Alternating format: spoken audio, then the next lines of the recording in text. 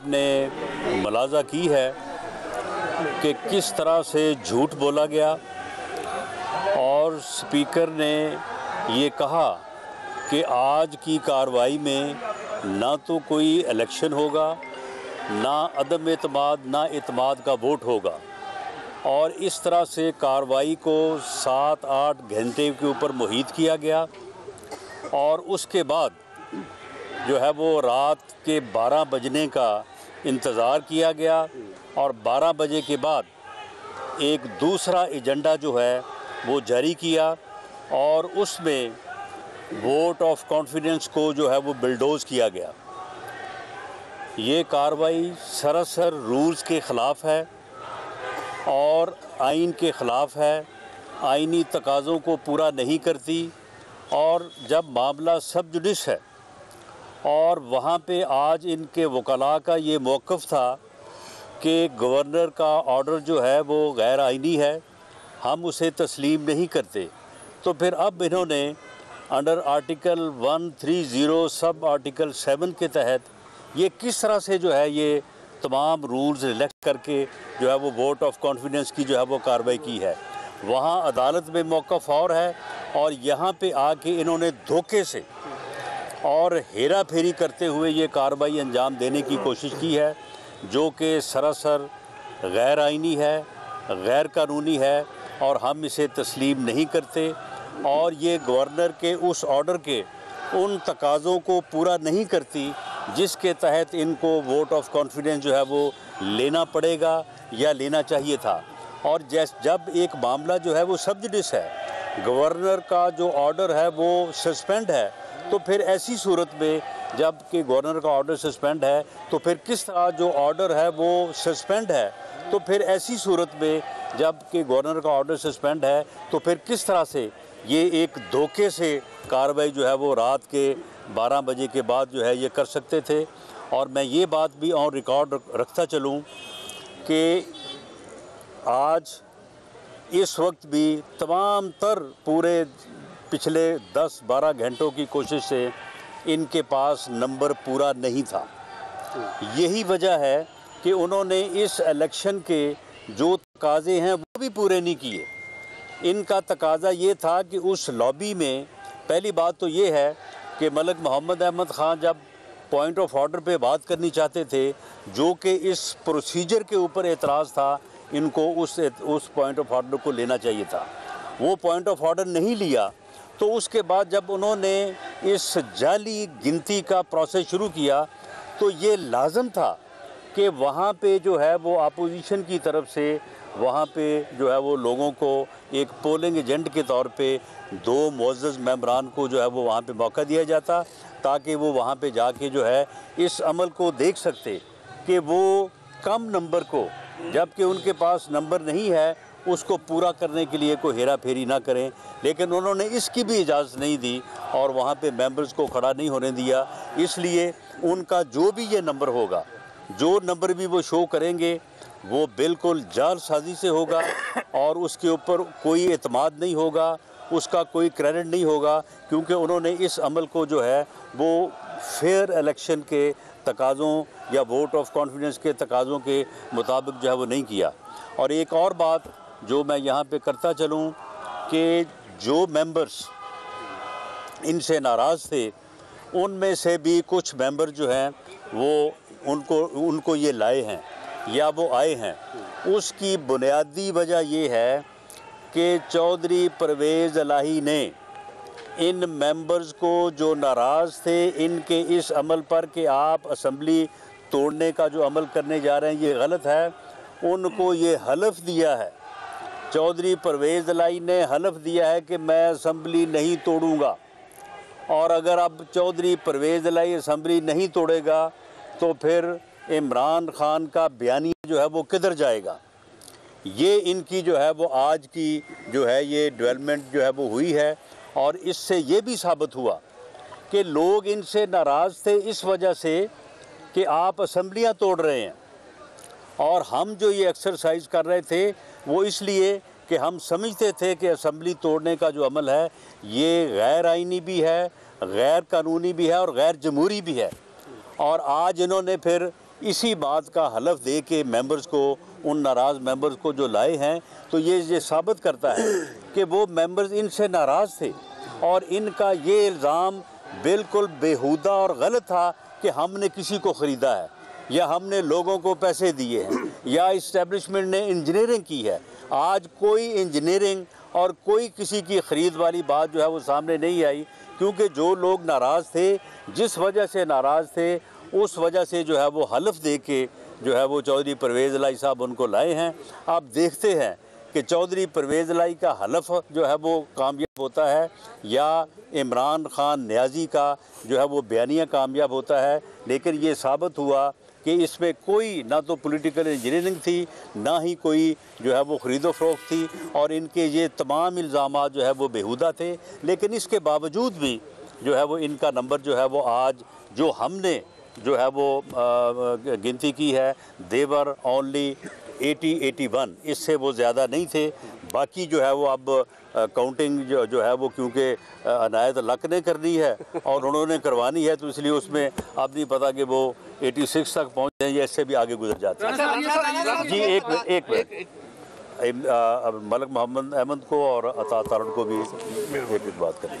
देखिए, मैं तो सिर्फ मुख्तसर ये बात करना चाह रहा हूँ कि ये आज रात 12 बजे तक जो इन्होंने ये कार्रवाई की, ये रात 12 बजे तक जो कार्रवाई की, अब उसके बाद ज़रूरत ये थी कि जब न्याय इजलास शुरू करते हैं तो जो आइन की आर्टिकल 130 सब आर्टिकल 7 को पढ़ा, रूल्स ऑफ प्रोसीजर में वोट ऑफ कॉन्फिडेंस का तरीक़ाकार दर्ज है।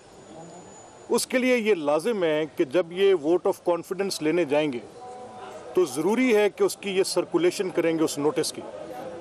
जब मैंने ये देखा कि वो 130(7) के तहत ले रहे हैं वोट ऑफ कॉन्फिडेंस, तो मैंने उनसे ये पॉइंट ऑफ ऑर्डर पे कहना चाहा कि आप इस नोटिस को सर्कुलेट करें, रीज़नेबल टाइम दें, मुझे भी दें, मीडिया को भी सर्कुलेट करें, ताकि इसकी जो वोट की रिकॉर्डिंग है वो एक शफाफ और ट्रांसपेरेंट तरीके से हो सके।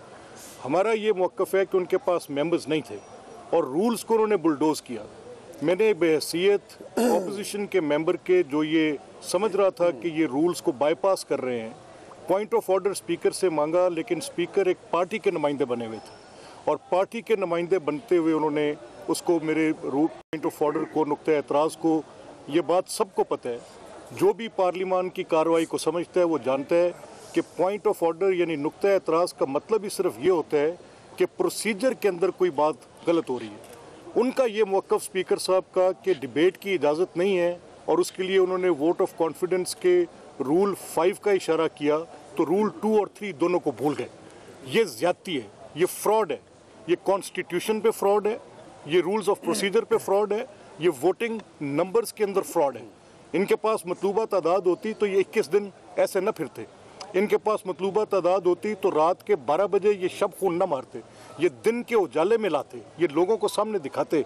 आज भी जो इनके मेंबर्स कम हैं वो हम सबको पता है उनके नाम क्या हैं, कौन है, कैसे हैं, लेकिन प्रोप्राइटी ऑफ थिंग डिमांड्स कि ये अपनी गिनती पूरी करके लेकर जाते हैं, हम उनकी एब्सेंटिज्म कोर्ट में प्रूव करते हैं। तो बेहतर ये है कि ये जो प्रोसीजर इन्होंने किया है ये एक cheated fraud on the rules, fraud on the constitution, bulldoze करके रात के 12 बजे तक, ये एक पंजाब असम्बली की तारीख का बदतरीन वाक़या है कि एक माइनॉरिटी चीफ मिनिस्टर जिसके पास अब मेजॉरिटी नहीं है वो विराजमान रहेगा और एक फ्रॉडलेंट मैनर के साथ रहेगा। आखिरी बात मैं आपसे ये कहना चाहता हूँ कि देखें, इसमें एक बड़ा, जैसे राणा साहब ने कहा, एक पिवटल की क्वेश्चन था कि असम्बली के तहलील करने की बात है। तो अब ये बात तो वाज़े हुई कि वोट ऑफ कॉन्फिडेंस लेते हैं। अब ये वोट ऑफ कॉन्फिडेंस लेने के बाद अपनी उस एडवाइस को जो तहलील करने के लिए देनी है और दे चुके हैं पहले, कल उसको इम्प्लीमेंट करते हैं। हाथ कंगन को आरसी किया, बिस्मिल्लाह। और देखिए, बात ये है कि पोलिंग एजेंट्स का मुकर्रर ना किया जाना, जब ज़ाब्ता पढ़ा गया उसमें ये बात लाजिम थी कि उसमें पोलिंग एजेंट्स मुकर्रर किए जाते दोनों तरफ से, जो खड़े होके गिनती करते कि कितने मेंबरान जो हैं वो उस लॉबी में दाखिल हुए हैं। अब बदनीति क्योंकि शामिल थी और नंबर पूरे नहीं थे, जिस तरह राणा साहब ने कहा कि 181 182 से ऊपर इनका नंबर नहीं था, तो इन्होंने उसको कवर करने के लिए और गिनती में धांधली करने के लिए पोलिंग एजेंट्स मुकर्रर नहीं किए, रूल्स को बुलडोज किया। और देखिए ये सिलसिला चला आता आ रहा है कि जब दोस्त मोहम्मद मज़ारी पे हमला किया गया उस दिन भी प्रोसीजर को इन्होंने बुलडोज करने की कोशिश की। आज भी वही काम किया है कि रूल्स को बुलडोज करके पोलिंग एजेंट मुकर्रर ना करके अब ये 182 वाली सीटों वाली जमात जो है, जो माइनॉरिटी गवर्नमेंट है, ये 192 की गिनती करा लें, ये 292 की करा लें। जब आपने अपने ही स्टाफ को भर्ती किया हो और स्पीकर जानिबदारी की इंतहा पे पहुंचा हो, तो फिर तो कोई बात नहीं ना कि आप गिनती में जितने मर्जी बंदे शामिल कर लें। बात यह है कि इनके पास बंदे नहीं थे, बंदे नहीं हैं, और ये अब धांधली के जरिए गिनती करवाना चाहते हैं। इसलिए हमने ये बॉयकॉट किया और हम ये अदालती कार्रवाई में जाएंगे और ये बात साबित करेंगे कि इनके पास 186 अरकान की तादाद नहीं थी। 181 182 वाली जमात आज रूल्स को बुलडोज कर रही है सिर्फ इसलिए कि वो समझती है कि वो धक्काशाही कर सकती है असेंबली में, क्योंकि स्टाफ उनका भर्ती करता है, अमला उनका सारा अपना ज़ाती अमला है। तो ये पहली दफ़ा नहीं हो रहा। परवेज़ इलाही साहब को इस बात की आदत पड़ गई है और परवेज़ इलाही साहब ने हर दफ़ा यहाँ पे धांधली की है। तो मैं ये समझता हूँ कि ये इनकी बहुत बड़ी नाकामी है कि इनको इस तरह से ये वोट लेना पड़ा। ये कल क्यों नहीं लिया, ये उससे पहले क्यों नहीं लिया, ये 3 दिन इस दाव पे रहे। हम ऑब्जर्व कर रहे थे कि अभी दाव लगे उस दिन आपके सामने जब इजलास अडजर्न होने लगा तो स्पीकर के हाथ पे इनायतुल्लाह हक ने हाथ मारा और उसने कहा 15 मिनट का वक्फा करें, आपने ये अडजर्न नहीं करना, अभी हम देखते हैं हम शायद वोट ले लें। तो इन्होंने यहाँ पे जो भर्ती किए हुए लोग वो इसी मार पे रहते हैं कि कैसे धांधली करनी है, कैसे पैसा कमाना है, कैसे धौंस करनी है। तो ये एक गैर आइनी गैर कानूनी इलेक्शन हुआ है क्योंकि नोटिस सर्कुलेट नहीं किया गया, मेंबरान को टाइम नहीं दिया गया, बताया नहीं गया, पोलिंग एजेंट मुकर्रर नहीं किए गए। तो इस इलेक्शन की कोई हैसियत नहीं है। ये तो इससे बेहतर था ज़ौलाई रोड पे ले लेते, बुला के लॉन में बैठते, वहाँ पे जितने मर्जी मेंबर कर लेते। ये उसी तरह किया है कि जिस तरह आपके पास अरकान की तादाद नहीं है मगर आप धक्के से ये इलेक्शन जीतना चाहते हैं, तो फिर जितनी मर्जी तादाद रखें। इसको हम मुस्तरद करते हैं, कबूल नहीं करते और मुकम्मल तौर पे कानूनी चाराजोई का हक जो है वो महफूज रखते हैं। अच्छा, और सुबह अदालत आलिया में जो मामला सब जुडिस है उसके नतीजे में वोट ऑफ कॉन्फिडेंस का जो है वो दिन मुकर्रर होगा और उस दिन जो है वो वोट ऑफ कॉन्फिडेंस जो है वो तमाम रूल्स के तहत जो है, जो मुतलका रूल्स हैं उसके तहत होगा। तो नंबर इनके पास आज भी पूरा नहीं था और नंबर इनके पास आइंदा भी नहीं होगा और चौधरी परवेज़ इलाही जो है ये वोट ऑफ कॉन्फिडेंस लेने में नाकाम आज भी हैं और कल भी रहेंगे। अच्छा राणा साहब, ये बताइएगा कि अगर हुकूमत के पास नंबर्स पूरे नहीं थे तो अपोजिशन ने वॉकआउट करके क्या उनको मौका नहीं फराहम कर दिया कि वो अब अपनी मनमर्जी करें, उनका कोई हाथ रोकने वाला नहीं है? नहीं, मनमर्जी का मामला ये है कि जब वहाँ पे जहाँ पे वोट जो हैं वो दर्ज हो रहे हैं वहाँ पे स्पीकर का ये काम था।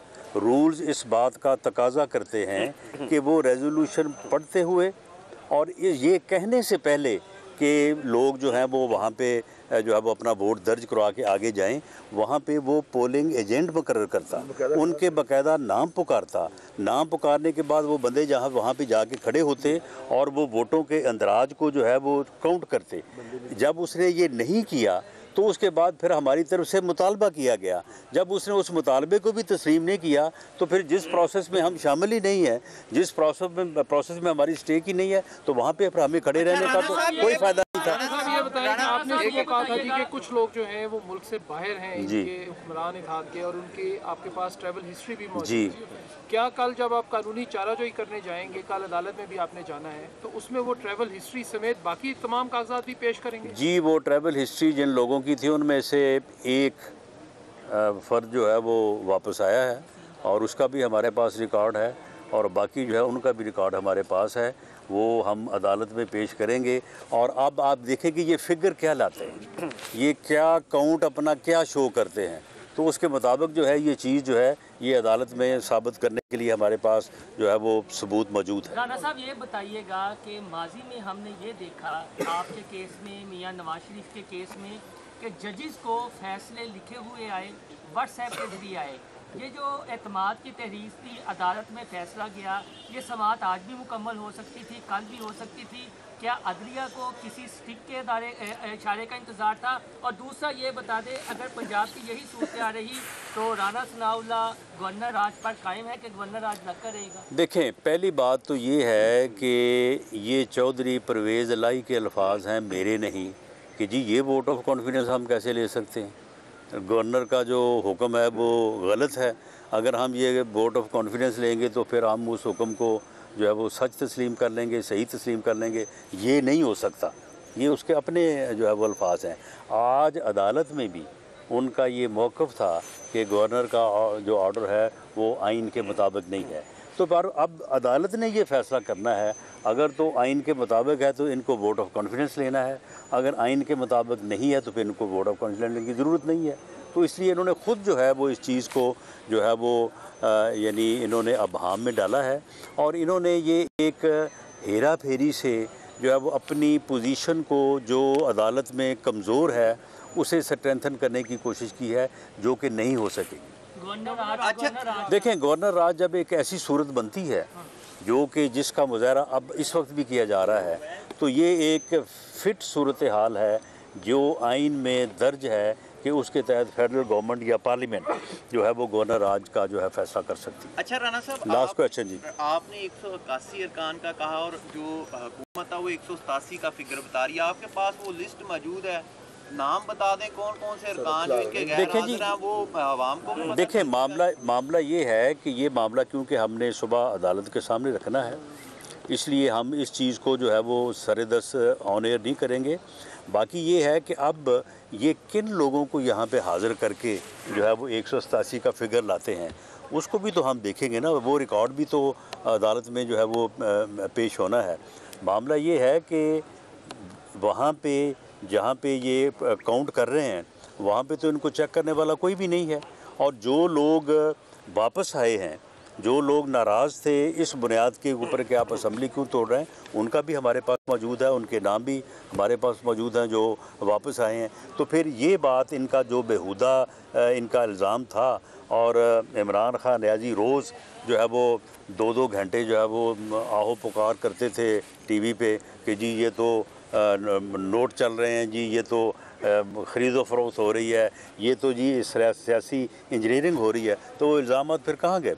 ये सारी चीज़ें गलत प्रोपेगेंडा और गलत इल्ज़ाम लगाते हैं। आखिरी सवाल ये बताइएगा, कुछ इतलात ये हैं कि इमरान खान साहब ने परवेज़ इलाही साहब को दोबारा वज़ीर आला बनाने की यकीन दहानी कराई है, इस हवाले से क्या कहेंगे? जी, हमारी इतला ये है कि चौधरी परवेज़ इलाही ने हलफ दिया है अपने मेंबर्स को, वरना वो 12-13 मेंबर्स किसी सूरत भी सिर्फ इस बुनियाद पे, कोई उनके साथ कोई जो है वो ना कोई ख़रीदो फरोख्त थी, ना पॉलिटिकल इंजीनियरिंग थी, इस बुनियाद पे कि ये असम्बलियाँ तोड़ रहे हैं, उनको इसने हलफ दिया है कि असम्बली जो है वो नहीं तोड़ी जाएगी।